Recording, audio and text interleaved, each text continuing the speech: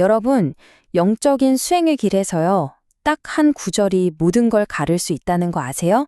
이걸 어떻게 보느냐에 따라서 내가 가는 길이 완전히 달라져 버릴 수 있다는 거죠.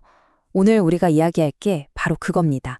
그 아주 날카로운 경계선에 대해서요. 자, 화면에 보이는 이 짧은 산스크리트어 구절. 이게 바로 오늘 이야기의 주인공 비갸나 바이라바 탄트라 19송입니다. 와, 되게 복잡해 보이죠? 그런데요, 사실 이 안에 탄트라 전체의 핵심 방법론이 아주 꽉 압축되어 있어요. 한번 제대로 파헤쳐 볼까요? 오늘 우리가 하려는 건요, 이게 핵심인데, 그냥 뭐 이것저것 철학들을 비교하자는 게 아니에요. 그게 아니라 이 19송을 아주 날카로운 기준선, 하나의 잣대로 딱 세우는 겁니다. 그래서 어떤 가르침이 이 기준을 통과하고 어떤 건 미끄러지는지 그 명확한 경계선을 우리가 직접 한번 그어보자는 거죠. 그래서 오늘 순서는 이렇습니다. 먼저 우리만의 절대 기준 19송을 확실히 세우고요. 그 다음엔 상태, 속어, 태도라는 세 가지 함정을 하나씩 살펴볼 겁니다. 마지막으로 최종 판결을 내리고 이 경계선이 왜 그렇게 중요한지까지 짚어볼게요. 자, 그럼 시작해볼까요? 우선 우리만의 흔들리지 않는 기준부터 세워야겠죠. 이 19송을 두 개의 핵심 원리로 딱 쪼개서 볼 건데요. 이게 앞으로 우리가 모든 걸 판단할 때 쓸 나침판이 될 겁니다. 첫 구절은 정말 기가 막힌 비유를 들어요. 불에 태우는 힘은 불과 분리되지 않는다. 생각해보세요. 불이 태우는 힘이 불에다가 나중에 옵션처럼 추가된 건가요? 아니죠. 태우는 힘, 그 자체가 그냥 불이잖아요. 그러니까 작용이랑 실체는 애초에 다른 게 아니라는 거예요. 이게 첫 번째 핵심입니다. 그리고 두 번째 구절은 더 직접적이에요. 오직 인식의 존재성 안에서만 들어감이 시작된다. 이게 무슨 말이냐면 수행이라는 게 우리가 막 노력해서 뭔가를 새로 만들어내는 게 아니라는 거예요. 그냥 이미 존재하고 있고 지금 이 순간에도 활발하게 작동하고 있는 그 인식 안으로 쏙 들어가는 것. 그게 전부라는 거죠. 자, 정리해볼까요? 첫째, 작용은 실체에 붙어 있는 게 아니라 그냥 실체 그 자체다. 둘째, 수행은 뭔가를 만드는 게 아니라 이미 있는 것에 들어가는 거다. 바로 이 두 가지 원칙, 이게 바로 우리의 절대 기준선, 리트머스 시험지입니다. 이제 이걸로 한번 다 테스트해보자고요. 자, 그럼 첫 번째 시험대입니다. 상태라는 함정. 이걸 유식하게 무분별지랑 비교해 볼 건데요. 이게 겉으로 보면 19송이랑 정말 비슷하거든요. 그래서 사람들이 엄청 헷갈려 해요. 분별이 사라진 의식, 과연 이게 우리 기준을 통과할 수 있을까요? 한번 보죠. 보세요. 여기서 결정적인 차이가 확 드러나죠. 유식하게 무분별시는 단계별로 열심히 수행해서 도달해야 하는 어떤 상태예요. 최종 목적지 같은 거죠. 하지만 19송은요, 그런 단계가 없어요. 그냥 항상 열려있던 문, 이미 작동하고 있는 그 구조를 알아차리는 겁니다. 그러니까 하나는 성취해야 하는 거고 다른 하나는 발견하는 거죠. 완전히 다르죠?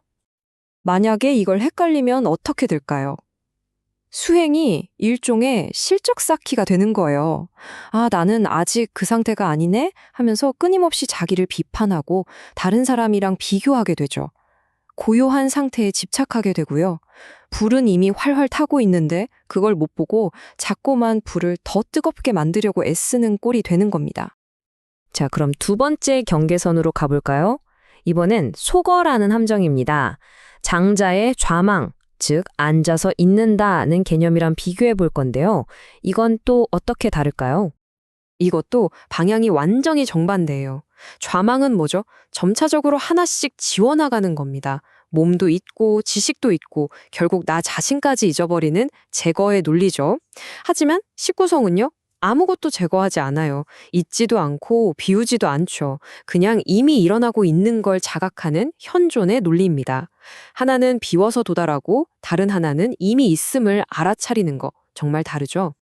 이걸 또 헷갈려서 19송을 비우기로 접근하면 어떻게 될까요? 멍해지는 거예요. 무기력해지고 감각은 둔해지고 아무것도 안 느껴지는 게 수행이 잘 되는 건가? 이렇게 착각하게 되는 거죠. 탄트라에서는 이걸 명백한 실패로 봅니다. 불이 꺼진 게 아니고요. 그냥 내가 그 불을 못 느낄 만큼 둔해진 거니까요. 자, 이제 마지막 경계선입니다. 이게 사실 가장 미묘하고 그래서 가장 많은 분들이 헷갈려하는 지점이에요. 바로 태도라는 함정, 선불교의 무심입니다. 여기가 정말 위험한 오독 지점이에요. 무심은 뭐랄까, 마음을 쓰지 않는 법, 그러니까 어떤 상황에 반응하거나 집착하지 않으려는 심리적인 태도에 가까워요. 일종의 기술이죠. 하지만 십구송은요, 반응을 멈추라는 게 아니에요. 마음이 이미 어떻게 작동하고 있는지를 그냥 보는 거예요. 이건 기술이 아니라 존재의 근본 구조에 대한 존재론적 통찰입니다. 완전히 차원이 다른 이야기죠.